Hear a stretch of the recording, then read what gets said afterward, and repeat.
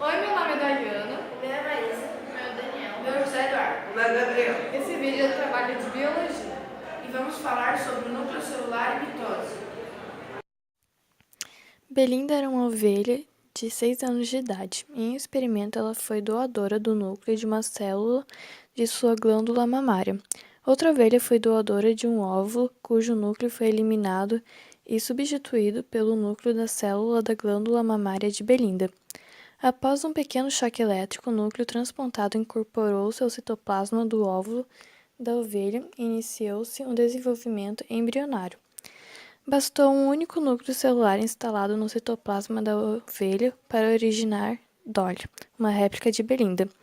A experiência confirmou o que se esperava: um único núcleo de uma célula somática contém todas as informações necessárias para originar um organismo completo no caso de uma ovelha semelhante a Belinda.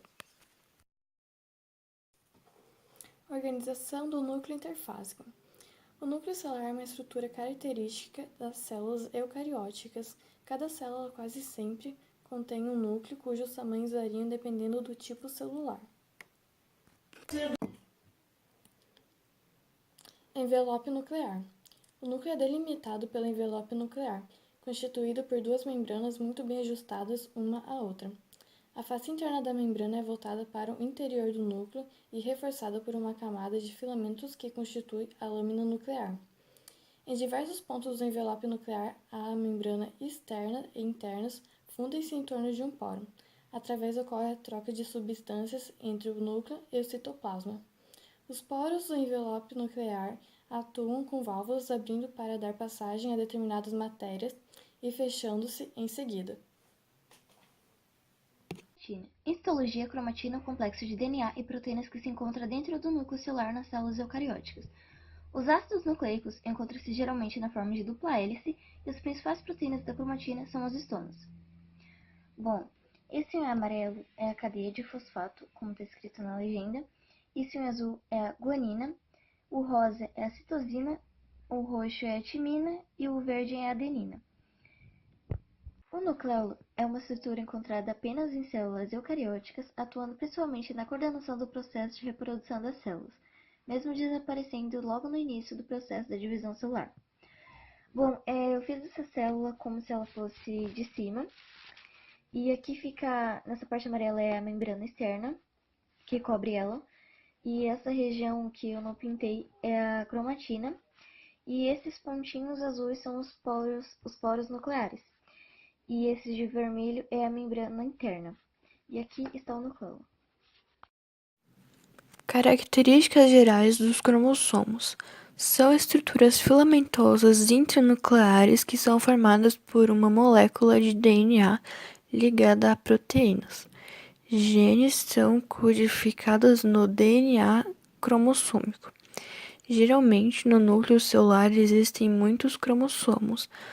O número de cromossomos varia entre as espécies. Por exemplo, na espécie humana existem 46 cromossomos no núcleo. A arquitetura do cromossomo.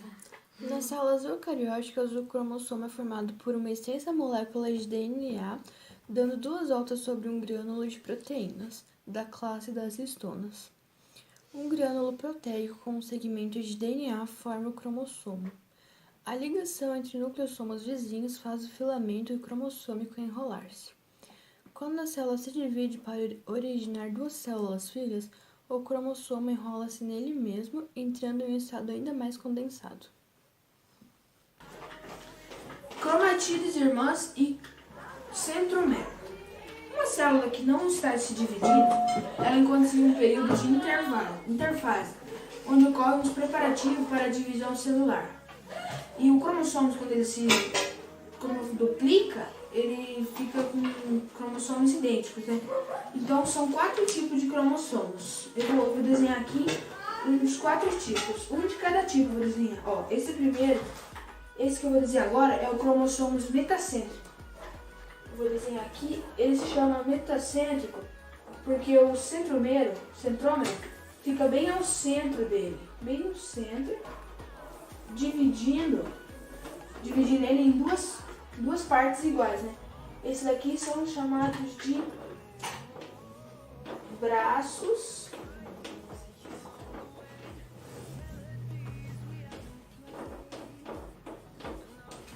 e aqui é onde se localiza o centrômero.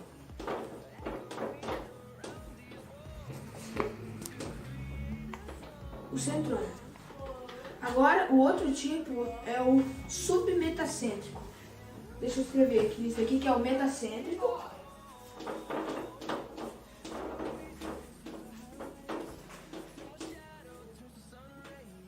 Agora eu vou desenhar o submetacêntrico. Submetacêntrico agora.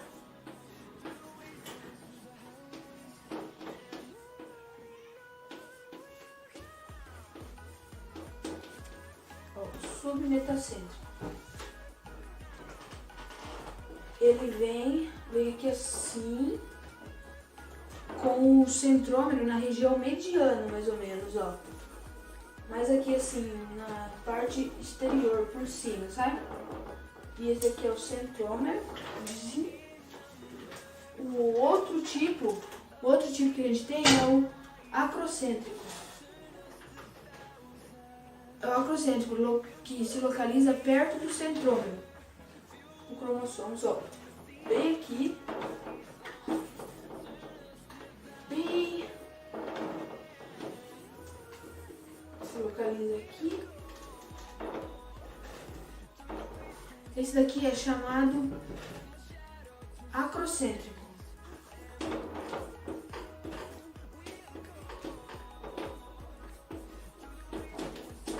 E o quarto e último tipo se chama telocêntrico. Telocêntrico, né? E o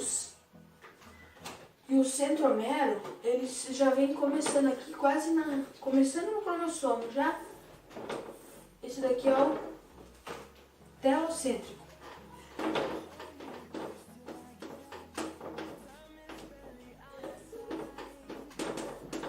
É o telocêntrico. Aqui é o centromero.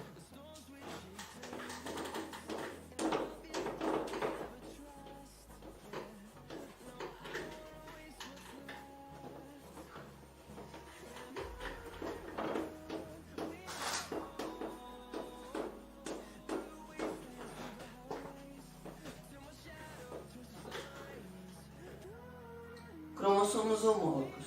Cromossomos homólogos são cromossomos recebidos por pai e mãe. Eles são iguais, porém com características diferentes. Como assim? Nessa parte do cromossomo da mãe, vamos supor que seja responsável pela cor do olho. Então, na mesma parte do pai, é responsável pela cor do olho. Só que vai variar a cor do olho conforme a pessoa. Células diploides e células haploides.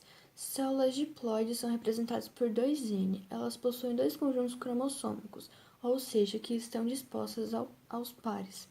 Cada par possui cromossomos iguais e com os mesmos genes. Células haploides são representadas por N e apresentam a metade da quantidade de cromossomos que normalmente estão presentes na formação das células. Citogenética humana. A citogenética humana é um ramo da biologia que estuda os cromossomos. Atualmente os cientistas já conseguem ver se alguma pessoa tem problema cromossômico e prever o risco de seus filhos serem afetados por isso. Para isso, eles retiram o sangue da pessoa e, através da decantação, separam os linfócitos do plasma em um frasco.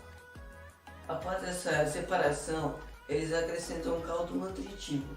Esse caldo demora para agir, então após ele agir, é adicionada a colchicina, que leva algumas horas também para agir, pois ela bloqueia a divisão celular. Após esse bloqueio, é adicionada a solução hipotônica, que serve para os linfócitos incharem. Então, após esse processo todo, eles vão fazer a centrifugação. Então, essa centrifugação serve para a precipitação dos linfócitos. Após essa centrifugação, eles retiram desses frascos os linfócitos do fungo e colocam em uma placa para observação no microscópio. Mitose. Mitose é o processo pelo qual as células eucarióticas dividem seus cromossomos entre duas células menores do corpo. Bom, aqui eu fiz um exemplo de mitose, que é um processo de reprodução assexuada, e ela se divide em duas, produzindo uma réplica com um número igual de cromossomos. Bom, a célula somática só divide uma vez, e são produzidas duas células filhas, cada célula é diploide, contendo o mesmo número de cromossomos. As células filhas resultantes da mitose são geneticamente idênticas. E as fases da divisão são prófase, metáfase, anáfase e telófase. E esse processo demora de 50 a 80 minutos. Metáfase. A metáfase ocorre após o desintegramento da carioteca. Então, como a carioteca se desintegra, os cromossomos eles ficam livres e tendem a ir à região equatorial, que é no meio da célula. Na metáfase, os cromossomos eles estão mais condensados. Por isso é a melhor fase para estudos. Telófase. Quando os cromossomos chegam aos polos celulares, tem início a telófase, última fase da mitose. Nela, os cromossomos descondensam-se e novas cariotecas reorganizam-se ao redor de cada conjunto cromossômico separado, reconstituindo dois novos núcleos.